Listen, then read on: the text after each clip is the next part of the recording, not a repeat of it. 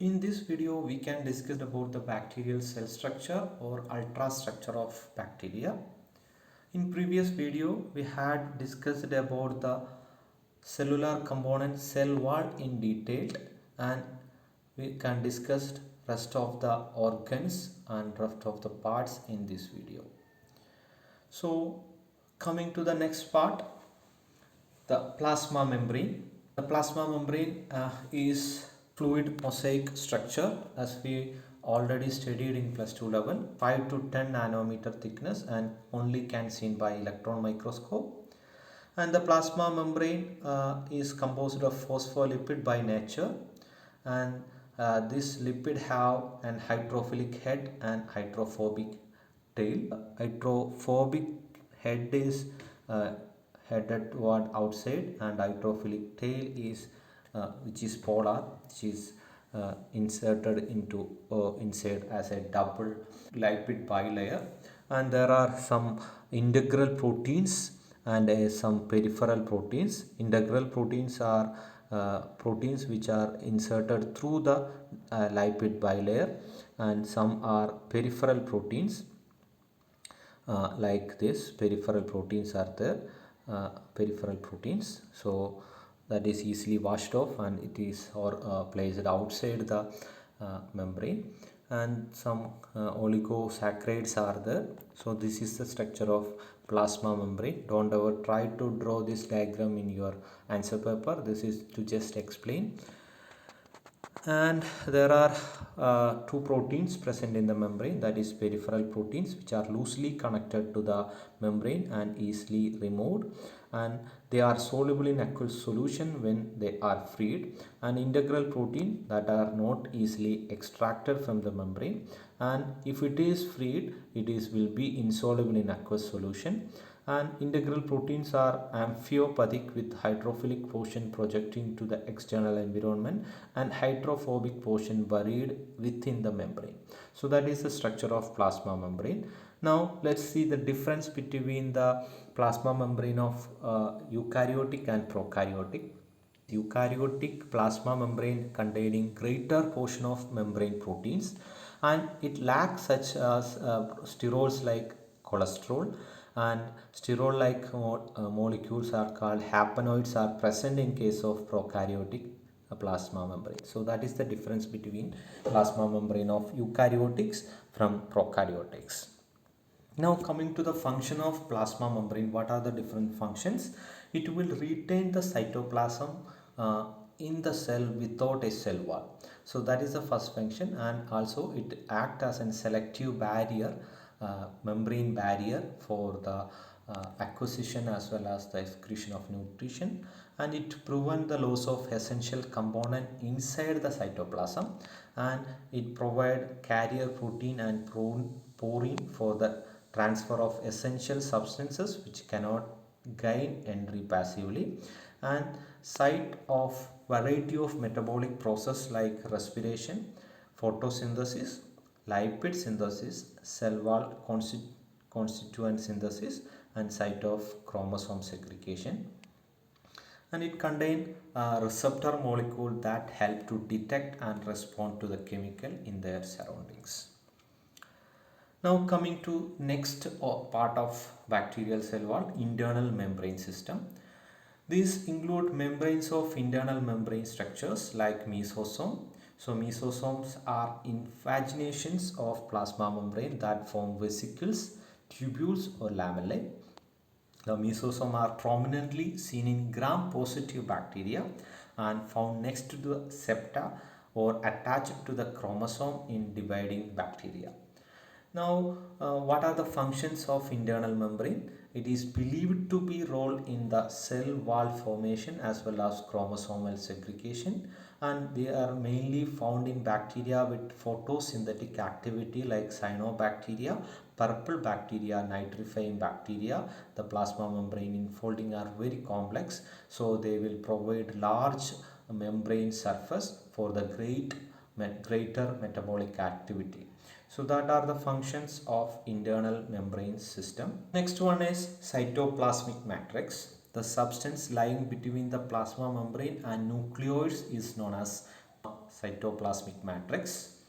70% weight of the cytoplasm is composed of water, and the cytoplasm mainly contain ribosome and plasmids and other components, and it also containing cytoskeleton like system for the protein which assists the cell division, and the plasma membrane plus all the substance inside is known as protoplasm. That means the cell without a cell wall is known as protoplasm. If we remove the cell wall of a bacterial cell, it is known as protoplasm. Now coming to the next part, inclusion bodies. They are the granules of organic or inorganic materials. The functions of inclusion bodies are for the food storage in the form of carbon compound and inorganic substances, and another function is for the reduction of osmotic pressure by taking up of molecule in particular form. So these are the functions of inclusion bodies. Now coming to the classification, it is classified in many ways. First classification is based on the presence or absence of the membrane. So it is classified into membrane bonded inclusion bodies, in which they are enclosed in a single layered protein or lipid membrane which is 2 to 4 nanometer thickness. Example like glycogen granules, sulfur granules, poly beta hydroxybutyrate granules, carboxysome and gas vacuoles, example for membrane bonded inclusion bodies. And second one is non-membrane bonded inclusion bodies, example like polyphosphate granules and cyanophysin granules, and some glycogen granules are example. Here there is no membrane system or membrane. Now second classification is based on whether it is organic or inorganic. Organic inclusion bodies are glycogen granules, poly beta hydroxybutyrate granules. These are the most common inclusion bodies seen in the bacterial cell. Then cyanophysin granules in cyanobacteria. Then carboxysome bacteria, it's an enzyme, cyanobacteria, and nitrifying bacteria containing carboxysome. Then gas vacuoles, which are present in the cyanobacteria, as well as purple and green photosynthetic bacteria, halobacteria and Thiothyrex. Then inorganic inclusion bodies are polyphosphate Wultin granules, metachromic granules, sulfur granules, and magnetosome granules which containing ions. Sometimes the inclusion bodies as seen as 5-mark questions, so that is why we are discuss in detail about the inclusion bodies. So glycogen granules, which consist of long chain of glucose connected to alpha 1,4 as well as alpha 1,6 glycosidic bond, and seen evenly dispersed throughout the matrix, and the staining with iodine exposes them as reddish brown granules. Now poly beta hydroxybutyrate granules formed by ester bond between the adjacent beta hydroxybutyrate molecule, and it can be identified by staining with the Sudan black. These both the glycogen and poly beta hydroxybutyrate granules are the carbon storage reservoir bacterial cell. Now next one is cyanophysin granules. They are the polypeptide made up of equal amount of arginine as well as aspartic acid. So store extra nitrogen for the bacteria. Example are cyanobacteria. Next to inclusion body is carboxysome, which containing ribulose 1,5-phosphate carboxylase, which was reservoir for this enzyme, carboxysome enzyme, and it's are seen in cyanobacteria, nitrifying bacteria, and thiobacillus. Now next inclusion body is gas vacuoles. They are aggregates of small hollow cylindric gas vesicles. The wall of gas vesicle are composed of single type proteins. The cylinder formed by the protein is permeable to atmospheric gases and impermeable to the water. So gas vacuoles regulate the buoyancy and help to float. Now these are seen in cyanobacteria, purple and green photosynthetic bacteria, halobacteria, and Thiothyrex. Then polyphosphate or Wultin granules.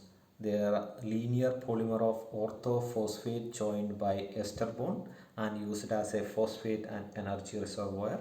Then sulfur granules are there, used for the temporary storage of sulfur, and magnetosome containing iron in the form of magnetite, so used by the bacteria to orient the earth magnetic field. So these are the different inclusion bodies. Sometimes it is seen as 5-mark question or 2-mark short note question. So that's why we had discussed in detail about the inclusion bodies. Now next part of bacteria is ribosome. As we all know, ribosome are made up of protein and nucleic acid. This is the site of protein synthesis, and usually it is 14 to 15 nanometer in diameter, and bacterial ribosome or prokaryotic ribosome are 70S ribosome, which consist of two subunit 50S and 30S. And this S means the Swedberg unit, that is the unit for the sedimentation coefficient. So as the S value increases, faster will be the sedimentation. Now next part of bacteria is nucleoid. So bacteria, as we mentioned before, the bacterial cells are prokaryotic cell. Prokaryotic cell do not have a defined nucleus bounded by a clear nuclear membrane. So prokaryotic chromosome is located in as an irregular shaped region called as nucleoid. So instead of nucleus, here it is nucleoid. That are single, circular or linear or double stranded DNA may be there in bacterial cell, and it can be studied by using fusion stain to visible under the light microscope, and nucleoid may be seen in contact with the mesosome as well as plasma membrane. So that is all about nucleoids. Next part of bacteria is plasmid. Plasmid is not found in all the bacteria. In specific bacteria or some bacteria only it will be there.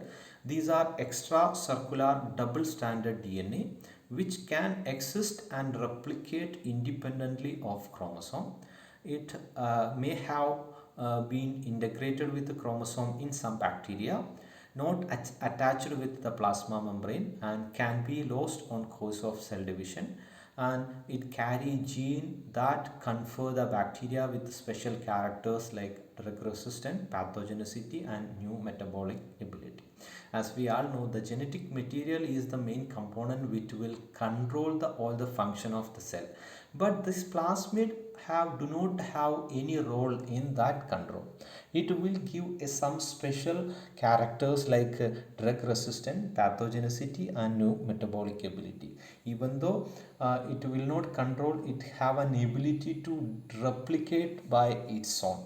So it may be transferred to another cell during the cell division, so that cell will get that property and this cell will lose that property also.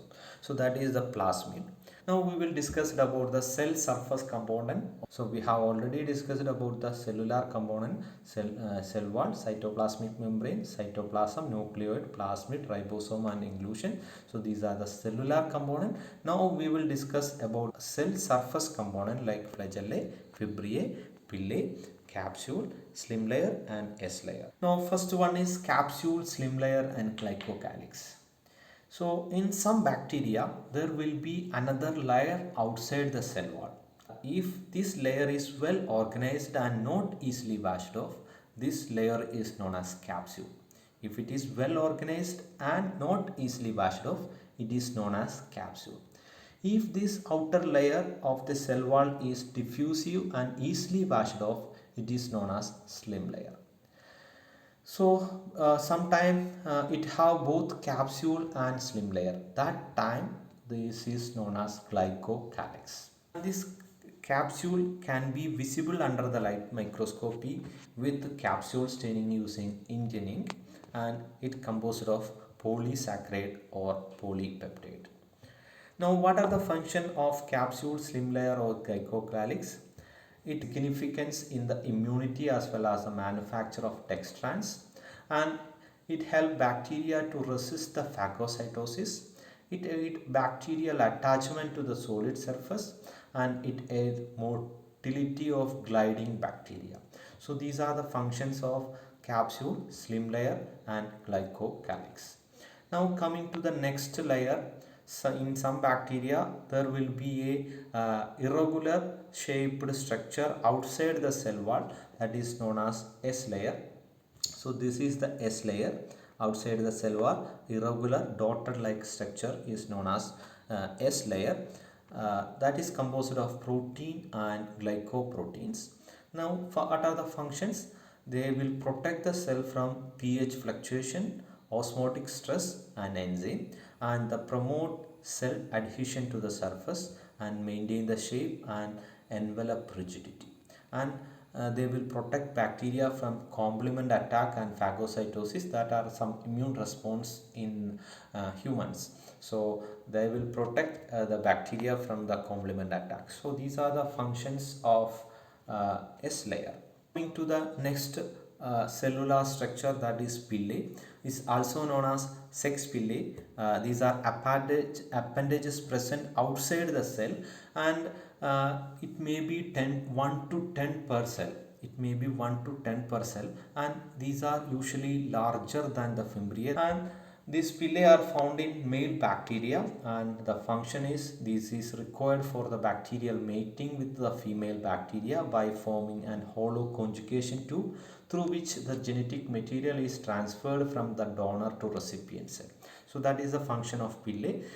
Important thing is these are larger than the Fimbriae and number is 1 to 10. Now let's see what is Fimbriae. These are found in gram-negative bacteria. Fimbriae are found only in gram-negative bacillus, and these are very fine hair-like appendages which are thinner, stiffer and shorter than the flagellae, and they can project from the cell surface as a straight filament. Now it have no activity in motility.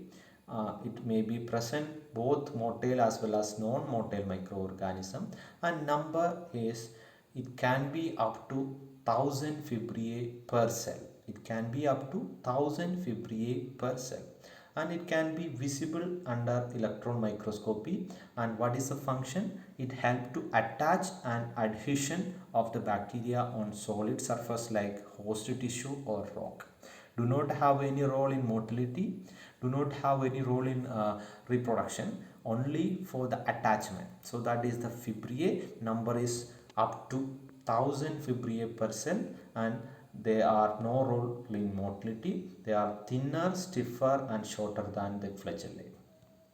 Now coming to the important cell surface organ, that is flagellae. It is usually asked as 5-mark question. Now they are found in the motile bacteria except the spirochetes. So this is the organ for the locomotion, and these are one or more unbranched long sinus filament extending from the plasma membrane and the cell wall. So that is the flagellae. This is the organ for locomotion, and the thickness is 20 nanometer thickness and 15 to 20 micrometer long, and can be seen in light microscopy after impregnation with the silver, and it can be viewed under electron microscopy. So the flagellae are the organ for the locomotion, and they are unbranched long sinus filaments. Now based on the flagellar arrangement, bacteria can be classified as atricous, in that the flagellae is absent, example like Pasteurella. Then monotricous, sometimes flagellae is there in only one end, then example are Pseudomonas and Thiobacillus. Sometimes Lophotricus, a tougher bacteria, more than one flagellae arising from any one end of the bacterial cell, example is Vibrio. Then Amphotricus, on flagellae each at both end, Nitromonas group are the example. Then Peritricus, entire surface is surrounded by the flagellae, example like typhoid bacillus and Clostridium. So that is the classification of bacteria according to the arrangement of flagellae. Now these are the electron microscopic view of flagellae in outside the cell structure.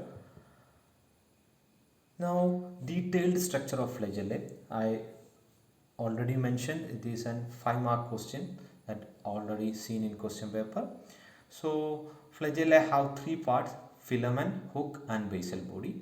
Filament is the longest portion and which extend from the cell surface up to the tip of the flagellae, and this is an hollow rigid cylinder made up of a protein known as flagellae, and this filament may be membranous sheet, maybe have some membranous sheet around it, and filament end with the capping protein. Now next part is basal body. So this is embedded in the cell. So this is different in both gram positive and gram negative bacteria. Gram negative bacteria have 4 rings in this basal body, and gram positive bacteria have 2 rings. The gram negative bacteria have L, P, S and M ring. This L indicate lipopolysaccharide. As we mentioned earlier, gram negative bacterial cell wall have an outer membrane with lipopolysaccharide. So this basal body have first ring on that lipopolysaccharide layer. Then inside that there is a peptidoglycan layer. So this ring is present in the peptidoglycan layer. And then S ring just top on the M ring, that M ring is presented in the plasma membrane. So that is the difference here. You can see the structure. The ring which is present in the outer membrane, lipopolysaccharide ring, is known as L ring, and the ring present in the peptidoglycan layer is known as P ring, and the ring present just above the M ring is known as S ring.